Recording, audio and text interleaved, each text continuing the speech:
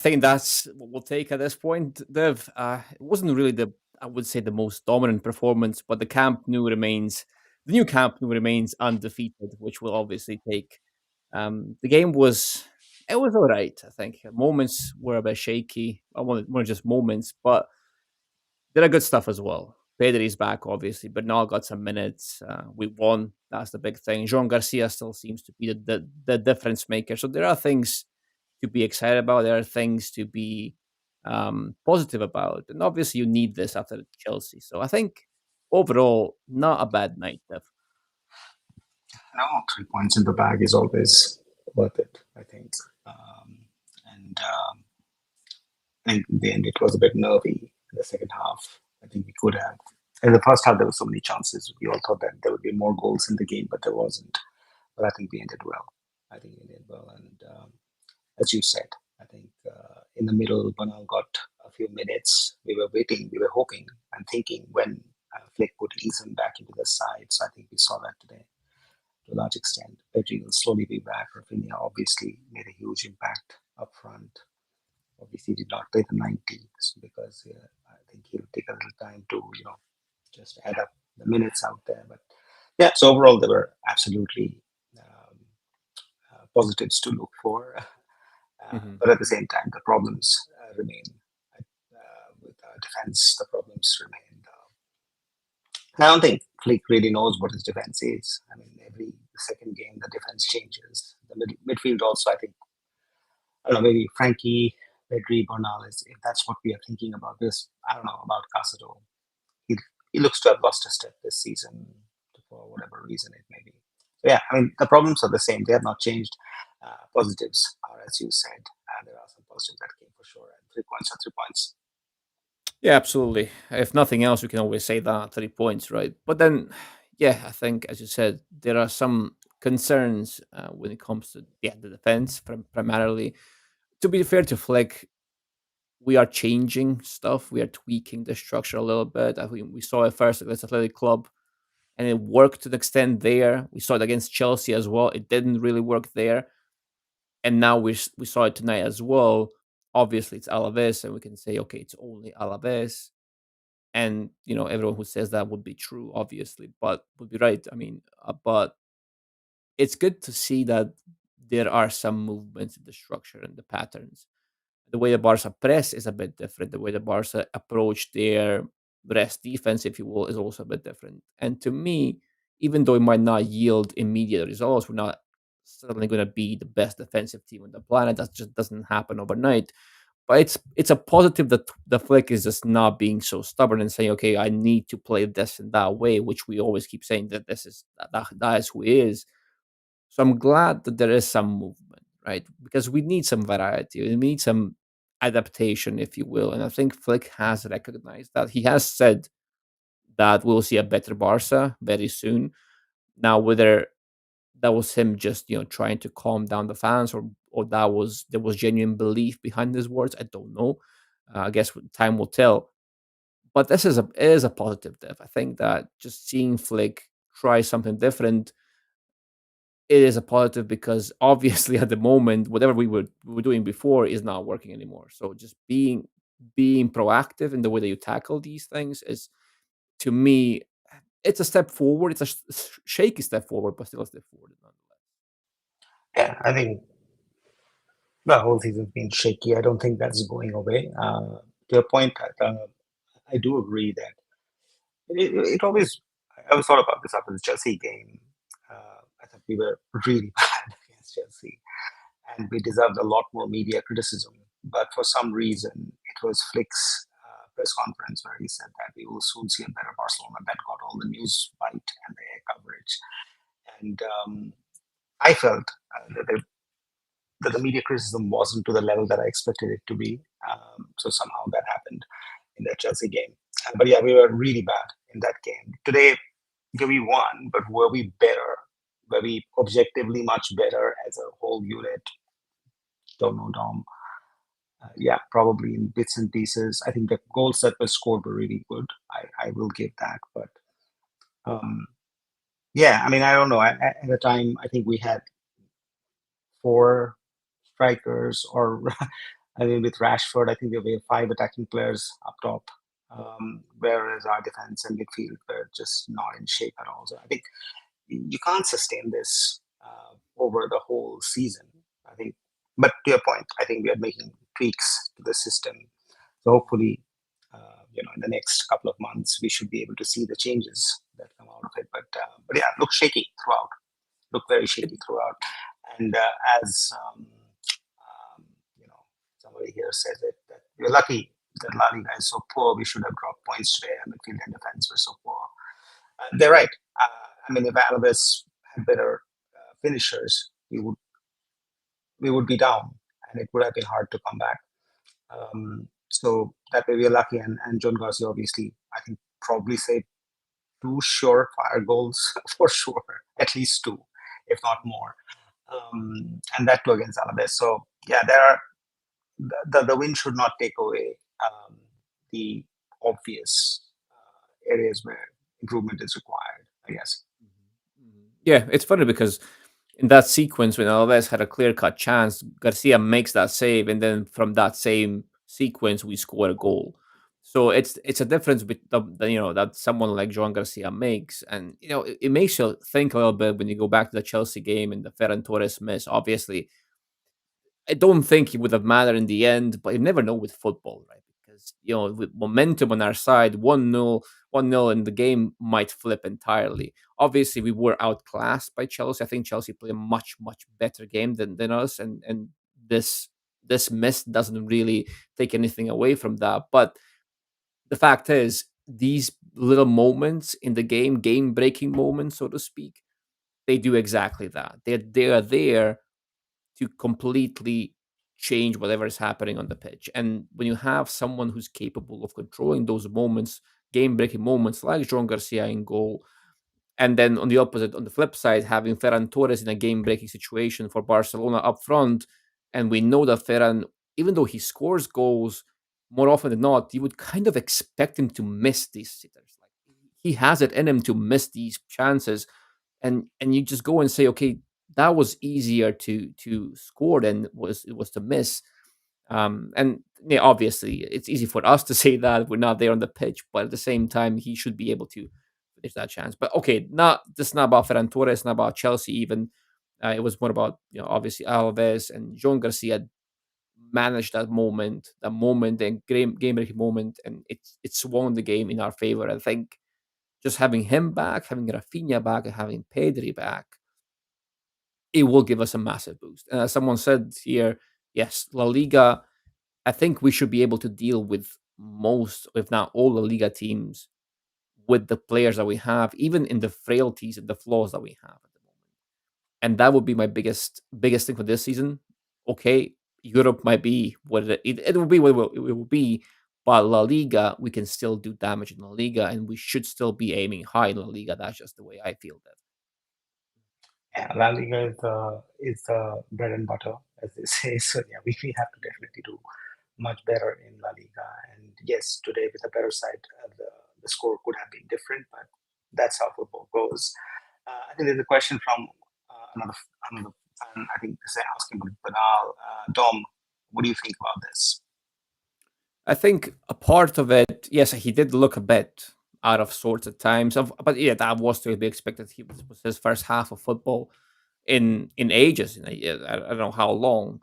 Before this game, he had like 30 minutes on the pitch or something. But yes, even when he was fit, I think we did an analysis on Bernal way back when he was still trying to break through in the team. And one of the things that we mentioned about him was that sometimes in these tight spaces, when he's pressed from weird angles, when he doesn't have the time to turn, this will happen. So I think this was partly due to him just not being up to the speed, but at the same time, there is a little bit of an angle bias, as the comment says here, because Bernal sometimes turns slowly, or he's slow to kind of explode from a standstill, not necessarily into a big sprint, but just exploding into a turn, if that makes sense, or into a step to avoid a press. He doesn't have that. He's like someone like Pedri can wiggle his way out. Gavi can wiggle his way out. Bernal is a bit more lanky, right? Busquets was lanky as well, but Busquets also, think I don't know, he's just different, right? The way that Busquets moved for his height, for his physique, that's something that needs to be studied a bit more. But Bernal, maybe partly due to the injury, partly just not being match sharp. But yes, I would say that this is something that does trouble him. So yes, to the comment point, it is an actual thing. Only now it's a bit accentuated by the injury and lack of game time, I would say. Extension of the same point from the same person. So Hmm. Yeah, doing a lone pivot 6 like on that, I think a profile like that would be beneficial, especially in this current Hansi Flex system. Now, Bernal can cover ground. I think he's very good. He's decent at that. Whether or not he continues this upward trajectory now, we don't know that because it's tough to say at this point. The sample is very small. He's had a big injury. He's very young, inexperienced. We don't know how he's going to react, and his trajectory is going to be going upwards or is going to stall for a while, which is very possible, by the way. And yes, we would just blame the injury, but it just progression is just not linear either way. So Bernal, if he's back to his usual trajectory, then yes, I would say Bernal would complete this midfield. Ultimately, you're looking at Pedri, Bernal, and Gavi potentially, but until Gavi is back, you would be having, for me, it would be Bernal, Pedri, and Frankie. If Bernal can actually be a steady presence in this midfield, and by January, I think he should be. I mean, it's been a while and he's not getting any minutes, and now he's slowly starting to get there integrated. If this continues at a steady pace, I think by January he should be physically fit and mentally ready, and then we'll see, okay, has this injury done actual damage to his progress, or is it just a case of him being fit or not? I think to your point, what you said, yes, it's too early to define something given his long injury, his return back, his rehabilitation, everything. But let's assume like all that was past him and he was at his very best. But what is very best at his age when he's 2 years into his professional career, or maybe 1 year into his professional career? What is that actual time we need to give for now to be elite per se, to be a holding midfielder or to be a six? People compared him to Busquets, but to be anywhere close to a real elite level, peak level Busquets, how many years does Bernal need when he's completely at his, when he has passed all the stuff that's going through right now? I think it's still going to take at least 2 to 3 years of him playing at his full potential with the first team to reach that level. I don't think that's going to happen immediately this season or even next season, um, given how the team is stacked up and given all the players that are around him. So I think we need some time. And within that, I think it will depend a lot on the coaches who work with him to figure out some of his flaws. Everybody has flaws, he has flaws, on how to fix those.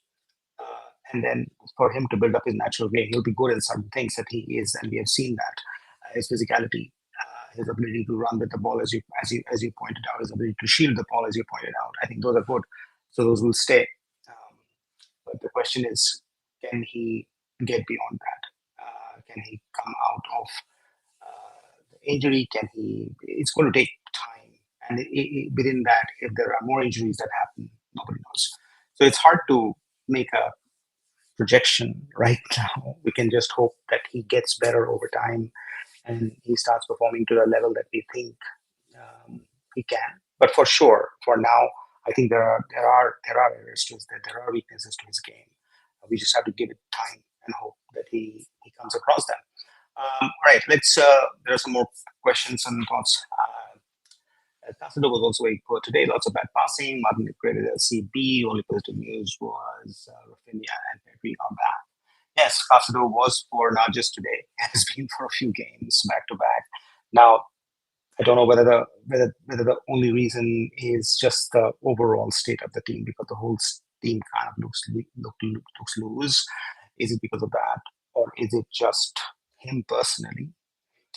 Or are we making him look worse than he actually is because of the way Barca played? So that's another question. Bad pressing, bad passing has been a part of this season throughout. So I don't know, it's just him or something more collective. Yes, Martin did quite well as the center back, and I think Flick's really trying to use him there, considering that I don't know how much Araujo is going to play, and if Christensen played 7 minutes today, is he ever going to play more than 7 minutes in this team? So the question is, um, obviously that's what Flick's going for. That Martin will be the center back for the season. But all said and done, Dom, I still think that this can't be the defensive line. I mean, he can be excellent. He can be better than this. But I do think if you have signed off on Christensen and if Araujo looks like we have signed off on him as well, um, I think we really need a center back pairing. Kubarsi is good. He's 18, and he'll probably grow into an elite player. But there is a transition time that is required. I think within that time, we need at least a defensive setup to be improved or new players to be brought in. I think we'll definitely see new players. Flick has alluded to that, or the reports have alluded to that rather. Most of them do focus on the centre back position, so I think we will see a new centre back sooner rather than later. Not sure that's going to happen in January or not, but in the summer definitely, I would say that a new signing will be made. Araujo and Christensen both seem. I don't know. I think Araujo is going to play now, whether or not that will actually elevate this Barca or it won't elevate this Barca, it remains to be seen. It depends solely on him as well, because he can still be useful in his day. I think that we saw that multiple times. Not just it is a bit unfair to just say that he is the root problem of everything that we do defensively. Of course, he's not. He does many things well, and I think that as a Barca player, he has been more or less, just steady with us and professional with the club. So I think that side we can't take away. But that being said, none of these options elevate the back line. Gerard Martin as the left centre back works. I think it does work. I think it puts Martin in a better position as well at the moment, given how Balde is playing on the left side as the fullback, and given how Gerard Martin is actually left-footed. And today, you actually could see the benefits of that because we can pass that one touch, first time left-footed pass from Gerard Martin, diagonal ball into Lamine Yamal. Once we move the block towards our left side and switch the ball quickly to Lamine, who's isolated, I think that works really well, and it really works well with Fleck's general strategy of being diagonal in possession. So I think that works, and then Pau Kubarsi can play as the right center back again. That is that is also a positive because Araujo playing pushes Pau Kubarsi on the left. He can do that, but he's not as good there as he is on the right side. So I think having that someone on the left side is beneficial. It's Gerard Martin at the moment, but it won't be Gerard Martin long term. I think that's how things are looking right now. Whether that's a new guy, more likely than not, I think so. Yeah, the left center back will be But a your purchase. point, Dom, what do you think? Like, I mean, do we need one? Do we need two? Obviously, we have talked about Clutterberg. We have talked about Jonathan Tah in the past. We have talked about Mark Guehi. We've talked about a lot of people, right? My question is, if we had to really be serious about, and forget for a moment that we don't have money, because with the funding that we have, we probably can't buy anyone. That's beside the point. But let's assume for a moment we have the money, and we had to be serious about a serious defense that actually does defending. Um, how many players do we actually need? Do you think one is good enough? Do we need more? What are the positions that you're going to like look for and fix in the defensive setup? Because that's where I feel we're so bad this whole season. In the defensive setup, well, definitely need a center back, at least one. And I think that will happen with unlimited money and just options on the table. I have seen a lot of Bastoni shouts. I have seen a lot of Marguerite shouts. To your point, Schlotterbeck is obviously someone I personally like above these two options, above even Bastoni. I do like Schlotterbeck best, but even Schlotterbeck. See, the thing with these elite center backs, I don't know if there's any of them who defensively doesn't have a brain fart moment here and there. I think Schlotterbeck in particular, like he's a quarterback. He's so good, right, at what he does. But then every once in a while, I'll see him just do something so stupid that you're like, what is it? What? Why? Right. So I think that's to me that was one thing about Schlotterbeck that I didn't like, that keeps kind of popping up every now and then. And even though I've seen Konate shouts, yeah, seen that. I've seen Upamecano shouts, but all of those players, like see Upamecano, just was when was it against Arsenal or when was it? I don't know. Um, I know what you're talking about. Yes, I remember yeah, the game yeah. at Reading. Yeah, yeah, So yeah. so yeah, even all those players, I don't know what it is, but it just happens. So maybe we have to accept that these things will happen in football, even to the elite players. And to your can I answer the second part of the question, the defensive frailties? I don't think they get fixed by inserting player X, Y, and Z or Z in this team. It just doesn't get fixed like that, right? I think it gets fixed by having a structure, a collective, right? A collective always outweighs the individual, and one individual will never dictate the whole nature, the whole intention of the team. That's why I kept saying, even if you had a Busquets in a flick side, he wouldn't outweigh the collective vertical intention of the flex system, right? So you can't have one player offset the whole intent of the team.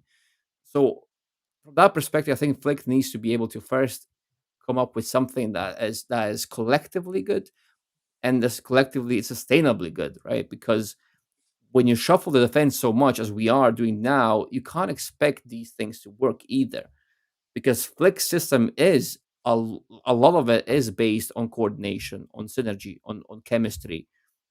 So it has to be a sustainable, but also it has to be a back line that is there to stay. That we had that last season. We don't have that this season. So I think that's part of the issue. Well, yeah, there are those are some valid points for sure. And ultimately, we don't have any money, so I don't think we'll be able to buy anybody. But yeah, that's a whether it be a systemic thing, whether it be a personnel thing. I think right now neither personnel nor system is working very well when you think about from a defensive point of view. So yeah, that's going to be a challenge for the rest of the season, I believe, until unless we see some miraculous recovery, which I just don't see it happening. Maybe it will, but I don't have much of faith or hope that we're going to like this is drastically going to improve until you change certain things overall. Right. There's a lot of deadwood. Uh, there is too much deadwood in the team. We're going to continue backward until we get rid of at least six players. We have an excellent core, but we need to surround them with better players. Well, this has been the argument that Barca had, I think, about from 2017 or 2018 onward. And from that time to now, I think we have got rid of about 135 players, all in, right? And new players have come in for sure. But it's not that we have not been getting rid of deadwood. We have, and very expensive deadwood, and very famous deadwood, and some not so famous deadwood. So, I mean, our list of deadwood is quite impressive. What we have gotten rid of in the last 6 to 7 years. So, the club's been doing the job in getting rid of deadwood, but no sooner like we create a team, there's more deadwood that gets created. So it's a different difficult one to solve for. That said, um, I think when we were playing last season and we were playing well and we were winning, everybody had a lot of hope with the team. And I think in any team, the core will always be 6 to 7 people in any team if you're lucky. And we do have those 6 to 7 that are really elite and good. And the peripheral players will never be that of that level. And that's the same for every single team until we have like billions and billions of dollars. And that's not the case for us. So I think that gap will always stay. It's just that how you make them play together or bring them together, or at least complementary profiles or what have you. But would love to know in the comments if you can drop which players do you think need to be removed and which players need to be, what kind of support players do you think can be made better? Because then that can, that's good topic for discussion. But Tom, your thoughts? Yeah, I think you are right.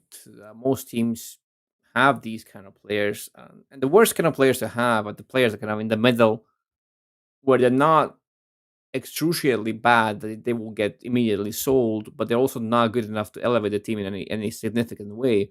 So what you end up having are players who stay at the club, drain the resources, or block someone else's spot, but not going to get shifted because they do contribute here and there. I think someone dubbed this kind of the football purgatory. So it's between heaven and hell, right? It's in the middle, and those kind of players are the worst because you won't sell them because yeah, they do have some value, they do have some impact here and there. They're not really expensive or whatnot, but then they're not really a part of the solution in any possible way, right? So I think you need to get rid of those players. I think those players are the trap for every team, right? Because they're not easily identified, they're not easily shifted either, because you kind of trick yourself into thinking, okay, we maybe need this guy, or maybe this guy does have certain value, but if the players are not actively or proactively rather pushing you forward and elevating you in any significant way, then yes, they are probably dead wood, right, so to speak. But I think this Barca does have a good spine, which is good. Now, whether or not Flick is the coach to actually build Barca's future, now that's the big question. He's he's not really a highly experienced coach. It's kind of weird to say, but he doesn't really have. You can't really look at his career and say, okay, he has examples of staying at a club for a longer period of time and building a dynasty, right? It doesn't. He didn't do that, right? He stayed at Bayern for 2 seasons or whatnot, and then German national team. On that's basically it, right? So we can't really rely on data and past examples to tell us whether Flick can be a long term kind of coach, right? So it's still kind of up in the air. That would be my thing at the moment. Valid point. I would go with that. It's probably we don't have enough data to say, okay, he really nurtures and brings up players and creates cohesive systems over time. So yeah, there is value in that argument. Okay, the Lamine form linked with Kunde's form, do we actually need backing right back like Matthew knows turn out Lamine more? Maybe not. But before that, I think there's something more about Lamine. I think last season when Lamine burst into the scene, it was new, it was fresh, and mostly opponents did not know much about him. So a lot was being caught unawares, and he did phenomenally well. And I think this groin injury that is currently there, and you can see that he is affected by it, wasn't there that much. I think all in all, he was a lot more expressive last season and a lot more decisive as well last season.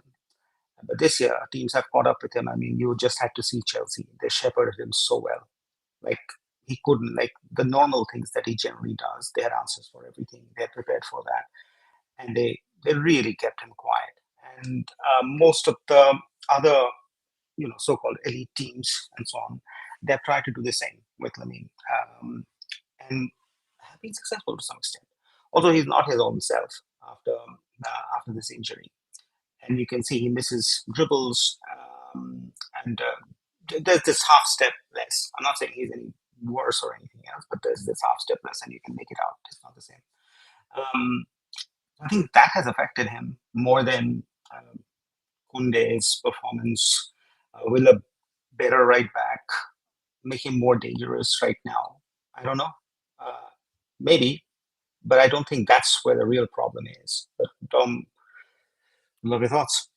Uh, right. Let's start with Lamine. I think it was quite good tonight. Actually, I like Lamine tonight. He was lively, and then sometimes he does make a step too much. That's kind of what he does, and what Rashford does a lot lately. Just one move too many, right? He does so much good, and then takes it a bit too far because he gets carried by the momentum and by his successful actions. But he keeps going, right? And he was quite lively tonight. I think he was at the heart of many great things or positive things, proactive things for Barcelona. Even in the pressing at times, he did look quite good. So I like that. I like that version of Lamine. I think if we have this version of Lamine, he's going to be quite good. Now, what Chelsea did really well is yes, they guarded Lamine directly really well, but also indirectly they marked him by stopping the pipeline towards Lamine, and they forced him to just receive the ball in such suboptimal positions, back to goal at all times, chained out wide at all times, very deep at all times. And Lamine, as much as he has this unreal quality, he can't really affect the game as much as we would love him to from those positions, right? So the key to controlling Lamine, so I would never really put too many resources into Lamine directly, Like two players, okay, fine, but I wouldn't really put much more than that because the best way to deal with Lamine is similar to how we deal with Messi. Because if the ball reaches Messi, you've already lost, right? So you have to stop the pipeline towards the Messi. With Lamine, it's a bit similar, right? You stop him from receiving the ball in advantageous positions. So you force Lamine to come get the ball deeper. And how you do that, you stop the pipeline. So you stop the midfield. Chelsea stopped the midfield entirely. And we couldn't get those connectors between the first phase and the final phase, which forced Lamine deeper. So I think we need to solve that. When Barca can be freer in midfield, when they have that, they have mechanisms to bypass this block or get forward with the ball. That's when they connect with Lamine the best, right? So that's when you can find Lamine in these advanced positions, and that's where he does damage. So for me, it's all about how we ensure access to Lamine in the areas that we need him to access the ball the most. That would be key for me. Yeah, absolutely. I think, but overall, I believe, and we saw that with Messi, with most elite players. One is obviously their innate skill set and what they are very good at, and teams will try to destabilize that. And the other one is they will obviously try so that your best player never gets the ball. So either they will cut out the Yeah, passing lanes, or they will zonal mark you, or they will double team you, or what have you. So I think that's not going to change. It will only get more and more intense. That's what will happen as his career develops. Uh, but I believe that somewhere he also has to evolve his game to mitigate those. One is part of the thing, as you rightly pointed out, is that the team, like when Messi was there, the whole team played for Messi. If that's not the same for I mean, right now. Um, but I think as we evolve, there are two things that need to happen. One is, yes, the team needs to figure out better ways to get the ball to him, right? And I think he also needs to evolve on how he can be in better places to receive the ball when the normal channels are blocked out, which Messi used to do later very well. Like the entire, like he knew that everybody would be out to stop him, but he figured out ways, he figured out methods, and so on. So I think that evolution, obviously, Messi was in his 30s, Lamine is in his 18. There's no comparison. There's time that's going to be taken. But I think, yes, that's part of the growth that Lamine needs to have over time to be more effective because he is so good. Teams will put a lot of resources, attention, and time on him. And if they are right now, they don't, like we saw it, they didn't have to do too much to really shut him out. I mean, we saw it in quite a few games this season, not just this one. So that's something that I think both the team and we need to think about. And it's not nothing like not a deal breaker or anything like that. I mean, over time he will evolve his game and he will become better. So that's obviously will solve on its own. Right. Question with Harry Kane looking very likely. I hope he is friendly. I don't know. I mean, I don't have your confidence in our ability to get him with the budgets that we have, but let's assume we do. Do you see his dropping deep to almost defensive midfield position working in this system? I don't know what system we will have next year and who's the coach next year, but within Hansi Flick's system, does Harry Kane work? Probably he does. And will he drop down as much in that same system? I don't know whether he will or not, to be honest with you, because different kind of player. But at the form that he is in, yeah, he'll be an incredible, addition to the system. I would think, but we can hear more from Dom. I do agree. I do agree that Harry Kane would be a great addition to the system, to any system. Now, my it's my belief that in a team like Barca, a team that's full of technical giants, a team that should be built on progression and sustained pressure and possession and all that, it is my belief that the striker should never there should never be a necessity for a striker to drop deep down that much, right? So I think his role should be more not even limited, but he should be more focused on what he does up on the pitch because in a team like Barca's, the ball will always get to you in one way or the other. So it shouldn't be a necessity that our build-up phase relies on Harry Kane being that deep and interacting with our midfielders. We should be able to get the ball to him steadily and sustainably without the need for an additional player, a striker no less, to drop that deep. Now, obviously, there are benefits to Harry Kane's movement, and he is sort of a playmaker in a sense sometimes when he does drop deep and then sends a diagonal ball or something into space. But then that means that you need to have two runners, right? You need to have Rafinha on the left, which is fine. He fits that role. Lamine doesn't necessarily always make those runs. He wants the ball to feet, generally does, right? Ball to feet and then run with it. Rashford also likes the ball to feet and then run with it. So you would need someone like Fermin Lopez, for example, down the middle, or you would need someone on the flanks who can consistently make those runs. Because if you remove the middle central presence, drop it down, if Lamine waits for the ball to feed, and when if you have someone like Rashford on the left who doesn't want to make that run either, then you're kind of stuck, right? You don't have complementary profiles. So I think if you want to facilitate Harry Kane's dropping deep, you will need to reshuffle the team a little bit. You need to find players who will fit that idea. Otherwise, it will be to the detriment of the system. And I hope that kind of answers this question, Vanley. It can work, but it's very situational because it depends on how the rest of the team is formed at that moment. Of course, to Dev's point, we don't know who the coach will be. Maybe it'll be Flick. Maybe it won't be Flick.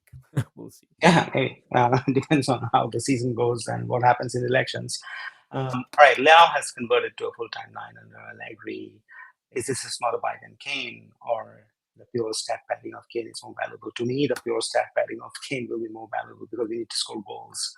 Um, and with Harry Kane, you get about 20, 25 goals a season. I don't think Leao has that output, even though Leao is a very good player for Barca in the stylistic fit of how Barca play. And having a winger like that, yes, that's an elite option that you can't miss out on. So Leao for Rashford would be a better buy according to me. But if we had if we had to take a comparison and we had money, honestly, I would take Harry Kane because somebody's got to score those 20, 30 goals a season. Lever's clearly not going to do that anymore. So and there are not too many players left after that. So who are you going to depend and bank on? But, Um, I'm also a big fan of Liao. Obviously, and people know that we wrote pieces about him, wrote tweets about him, all that, recorded videos about him. Now, Harry Kane, obviously, it would be. I don't want to call Harry Kane a stopgap option, but then again, this is not a striker in his youth anymore. And I think we take Lewandowski's longevity for granted because how many other strikers can actually do what he Messi does for means he's yeah, yeah, 37. Come on, man. yeah, He's doing yeah. incredible. So we don't know what Harry Kane's limit is or drop off point, fall off, whatever you want to call it. And I don't know. Yes, at the moment he is very involved, even in defending and pressing and all that. But next year he might not be. Next year his fitness might just drop off the cliffs or something. I don't know. Maybe it won't happen. He's also a fit guy. Obviously he is. He plays for a very good team. Obviously again, so he's very well coached and drilled and all that. But we don't know how many elite years he's got. So okay, yeah, you bring in Harry Kane, and he can probably give you 2 to 3 seasons at the very least. I would say so. So if Barca can get Kane and afford his wages and not overpay somehow, and then in maybe 2 or 3 years they can target someone who's younger and someone who will give them more years, and maybe by that point they are a bit more financially healthy. So that's the only scenario, right? Because otherwise, I don't know.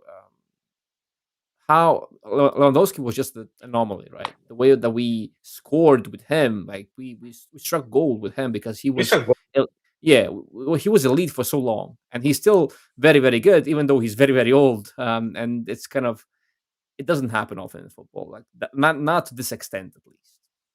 You're absolutely right. And I think to get somebody who in 3 seasons has scored over 100 goals, that's insane. You cannot, you could not have dreamed for a better buy.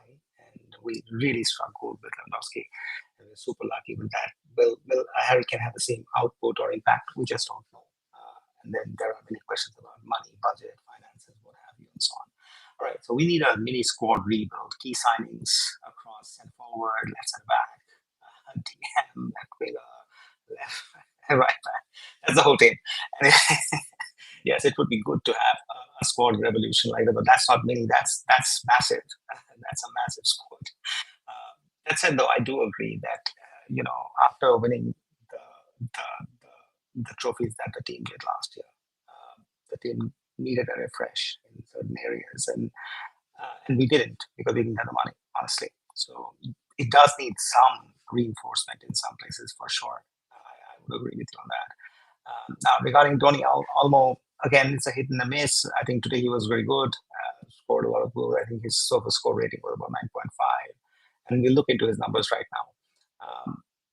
But he is hot and cold. I don't know. Can you depend on a Danny Olmo for 5 seasons and build your team around him, or depend on him to be the number 10, or depend on him to give you those 20 goals a season, or be a effective midfielder, and so on? I just don't know. There are some games that he'll be amazing. He'll be incredible, and we'll be like, wow, that's just how he is. But his consistency, not really sure about that. So, but we'll get there.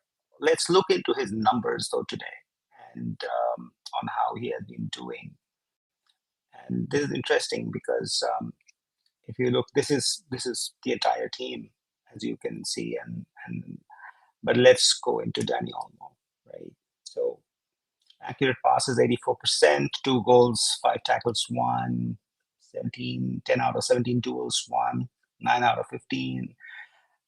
So yeah, highly involved, 9.5 score, the highest in the team. And you can see he was involved today. He was really, really involved from that perspective, and contributed to the game at every stage. Now, I don't know whether there was something special about today, or whether he just liked playing against Alaves more than the other teams. But Tom, how do you feel about, yeah, what did you take about Danny's performance today? I think it kind of grew into the game. That's how I felt. The first half, I wasn't that impressed. I think I saw, again, I saw Dani Olmo in moments, which we know that he is that kind of player. He will operate in moments. And that's what we saw. That's what I felt was happening in the first half. But it kind of grew into the game. And as Barca had more control and Pedri came on, obviously, it was kind of easier for Olmo to have more influence as well. He was receiving the ball in better places. He was actually influencing the game beyond just being a moments player. And I saw this a similar thing when he was playing that deeper left center midfield role back a couple of weeks back. I think it was before the break, or when was it? I don't remember properly. But there was a game where Fleck decided to play Daniel a bit deeper, and I really liked that because he was instantly more involved. And as soon as he moved away from being a player who appears in flashes, he suddenly had a platform to actually show that he has quality, right? And we keep saying that the quality is there, but for one reason or the other, the things that he used to do well as early as last season, this season he just cannot pull off. So I don't know if that's kind of a psychological thing. Maybe that's the problem, because now he's regained his fitness, and you would think, okay, with a bit of match sharpness, he will get back to his best. That is still a possibility. I wouldn't say that Daniel Olmo is a lost cause, but then this type of performance where he's contributes to goals but also contributes to the overall play, that's what you need from a number 10, because number 10 cannot be so disconnected at all times from the rest of the team, because that kind of creates the separation between the first phase and the second phase, or maybe more defensive, the progression based part of the team, and the fully attacking part of the team. And it has to be a unit, right? It always has to be a unit. And Dani almost the number 10 is often the bridge between those two units. So I would say that we need more of this, and he's capable of it. But I don't know at the moment if he's capable of sustaining it, or is it going to be just a Consistency. yeah, Consistency is the biggest challenge. What we feel. Obviously, he's incredibly talented and incredibly skilled at what he does, but he just can't do it every game, 60 games a season, and that's where the problem. That's where it becomes challenging. Anyway, those are the ratings from the team, as you can see, and most of them feel okay. I'm just surprised about the John Garcia rating at about 6.2. Not that I give much about rating, but after saving probably 2 or 3 goals that were probably short going, like could have buried us today. I thought he could have got a little bit higher, but I don't know how they measure it. for goalkeepers. But beyond that, I think more or less, yeah, we saw. I mean, and Jared Martin had really good outings out there, so it already makes sense. Anything surprising to you, Dom, before we move to some of the other Not stats? really, no. I mean, the John Garcia thing, honestly, no idea either. I think it must have been the conceded goal. I think maybe if you do concede, it does kind of highly impact your score. That's the only explanation I would have. Because otherwise, yeah, to your point, he was quite Let's go into the lineups and look into some of the other day games that we have. Obviously, you can see from here. Let's look into the statistics of the game.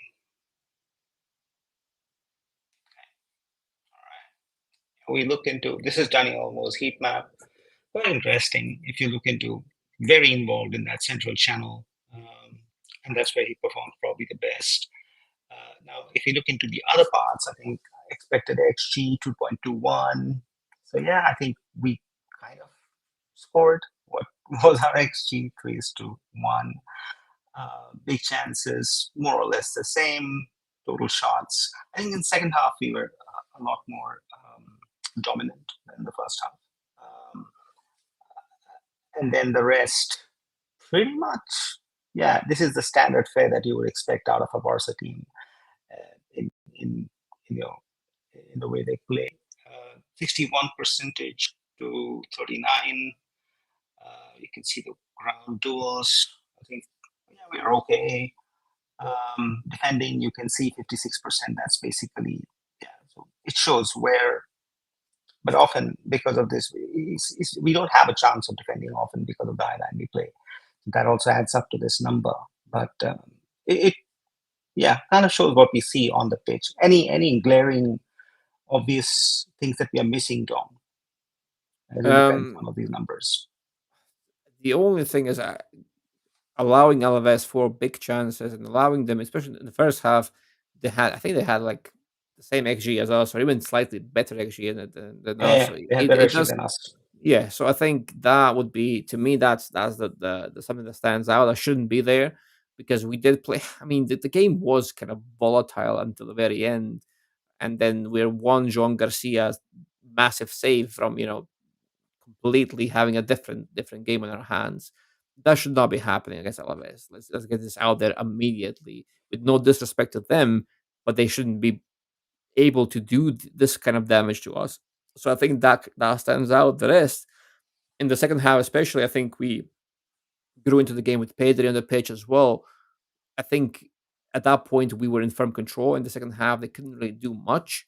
Maybe they also ran out of steam as well. Maybe in the first half they did give a bit more or everything they had, and then the second half just couldn't do it, couldn't sustain that anymore.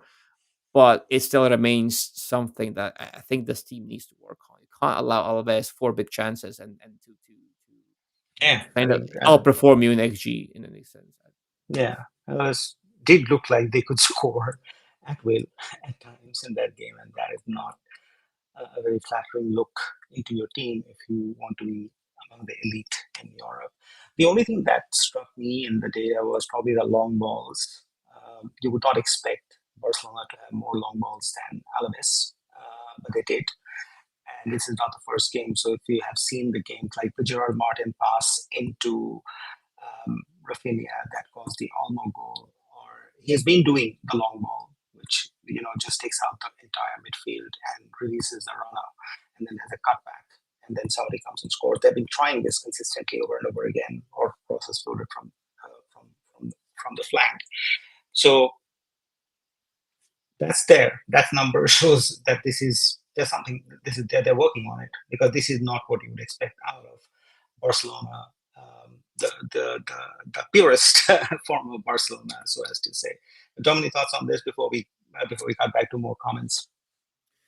Uh, I mean, yeah, just having that profile in Jared Martin that you mentioned, I think that kind of contributed to that, and also having Rafinha on the pitch, who's making those kind of runs, who wants the ball to be fed into space for him to run onto. I think that kind of contributed to us trying that tactic a bit more. and the switches that happen from the left to the right side to access Lamine, I think that was also a part of the strategy. So it kind of it doesn't really align always, as you say, with the vision that Barca have and or their ideals or whatnot. But if it fits the team, if it fits the profiles that you have, you obviously have to use all the tools that are at your disposal.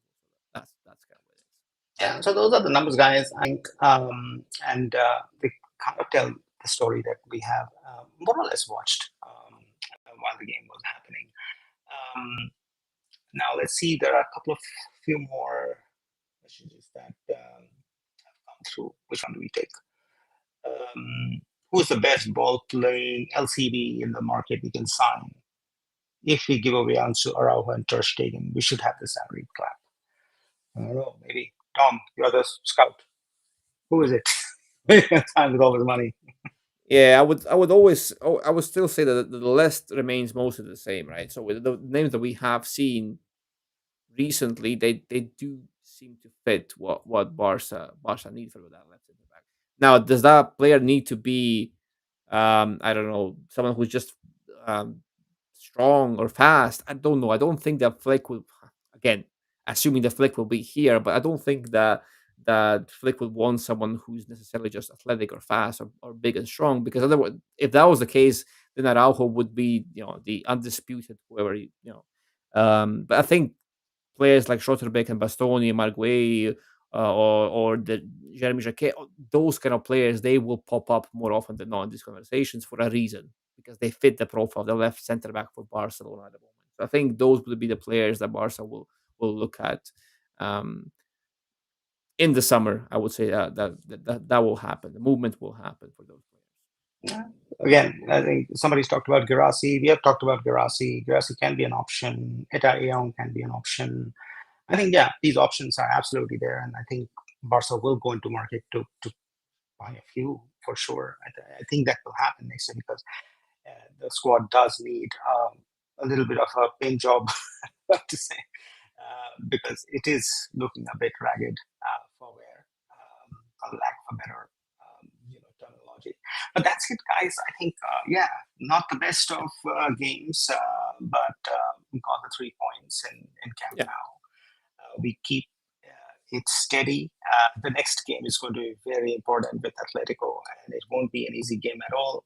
They're really top of form at this moment. They've come back. They have a very good team, um, and Barca are looking a little bit worse for wear, for the lack of a better, eh, you know, way to explain how we are playing. But it's not going to be easy on Tuesday night for Barca. And with Atleti, we have somehow always have had the upper hand in more cases than one. But a defeat now can be challenging in the league because we are in a challenging place in the Champions League. We have to win the next three if we've got to go through. And even with that, we might have to, go into playoffs and what have you. So there's problem there. In the league, Madrid is doing well, and even Atletico is doing pretty well. So I think a defeat right now might cause a lot of other challenges and more media pressure and more media scrutiny and more noise, which probably the team doesn't need. But Dom, yeah, final thoughts before you sign off. yeah. I think the good thing is that we play at home. I think we do. Yeah, we play at home. And Atletico have not been good away from home this season. They have been good when they do play at home themselves, but not when they're away.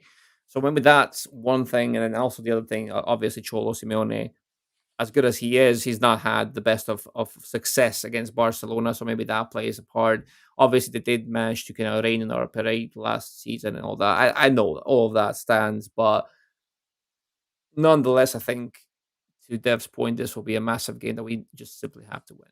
We have to be able to win these games and to bounce off, kind of move on from Chelsea and move on from these disappointments in the Champions League and lost to Real Madrid, lost to PSG, lost to Chelsea. I think these big games are haunting us this season, and this was the next big game on the repertoire that we have to win, and then start a new series, of wins, start a new, you kind of turn a new leaf, if you will.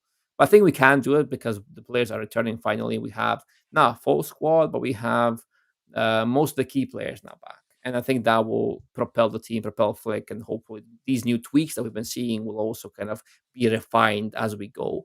And then we can hope for results to happen. But yes, guys, anyway, thank you for joining. There's been quite a lot of you guys here watching us ramble about Alaves on a Saturday night. So we do appreciate that as always. Keep a lookout on our blog and the channels across the platforms. We will be posting more stuff, more pieces, and more videos for you to enjoy and keep watching. So thank you for that. Make sure to subscribe, like, follow, share, comment, give us any feedback that you might have, good or bad. We will take it on board, and will always be looking to improve.